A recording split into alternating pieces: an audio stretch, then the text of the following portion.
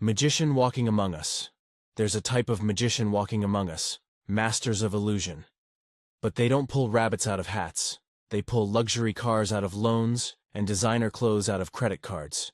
They're the ones flexing in leased BMWs, dropping cash on bottle service, and rocking the latest fashion trends from brands they can't pronounce.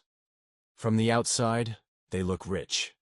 But beneath the surface, it's all smoke and mirrors.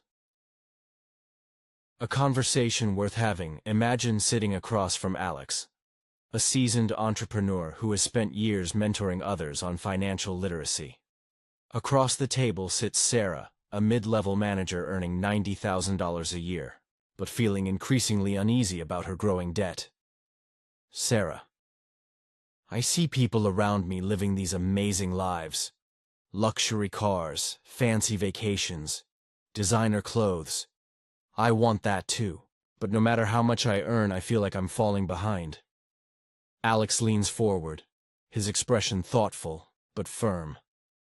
Let me ask you something. Do those people actually own what they flaunt, or are they just renting it? Sarah hesitates. What do you mean? Alex nods knowingly. That's the illusion. Looking wealthy is easy. Being wealthy? That's an entirely different game. The truth is, looking wealthy is easy. The truth is, looking wealthy is easy.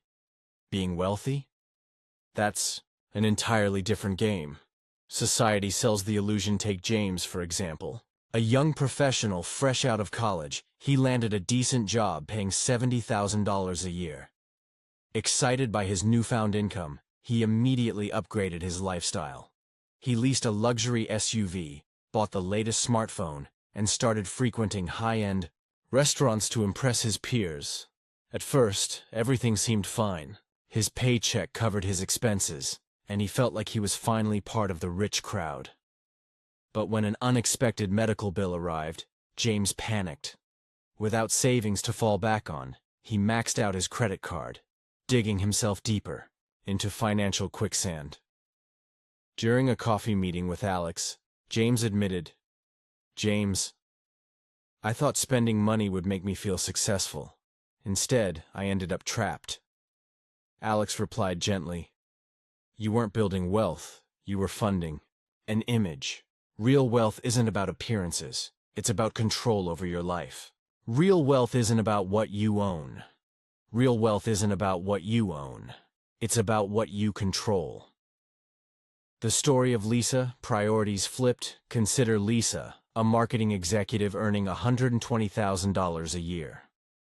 On paper, she appeared successful. Her car was luxurious, her wardrobe enviable, and her social media feed filled with glamorous vacation photos. But behind the scenes, Lisa was drowning in debt.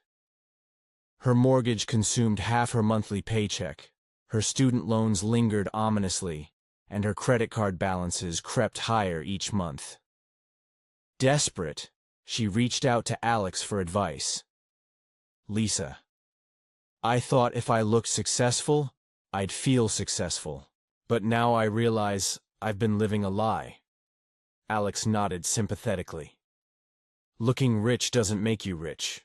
True wealth is about priorities.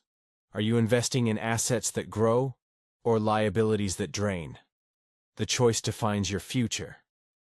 Meanwhile, those who are truly wealthy move in silence.